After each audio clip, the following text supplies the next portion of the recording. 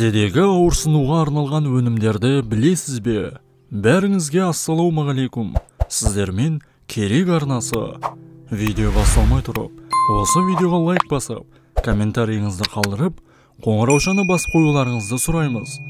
Тізедегі ауырсыну әртүрлі себептермен пайда болады және өмір сапасын едәуір нашарлатуы мүмкін. Ол үшін арнайы тағамдарды қосу қажет. Дұрыс жаттығулар мен диета тізедегі ауырсынуды жоюға көмектеседі. Тізе ауруы кезіндегі пайдалы тағамдар: жүзім, қабынуды және буындардағы ауырсынуды азайтады. Цитрус жемістері қабыну мен буындардағы ауырсынудың алдын алады. Шие шырыны қабынуды азайтады. Көк шай буындардың зақымдануын бәсеңдетеді, ауырсынуды басады. Зімбір бұл ұзақ уақытқа созылатын ауырсынуды басатын және қабынуға қарсы құрал болып табылады. Қыша дәнегі мен майы қан тамырларын тазартады және зақымдалған буындардың қанмен қамтамасыз етілуін жақсартады.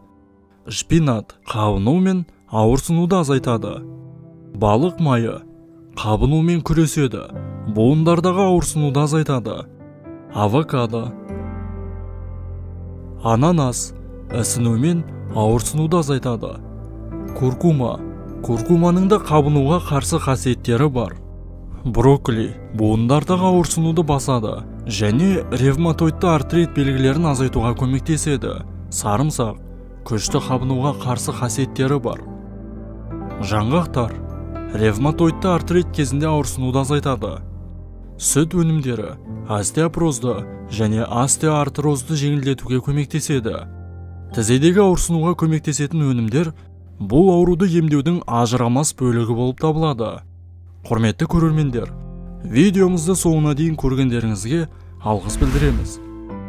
Ал сіз тізеңіз ауырса қандай ем қолданасыз? Төменде жаза кетіңіздер. Денсаулығыңыз мықты болсын.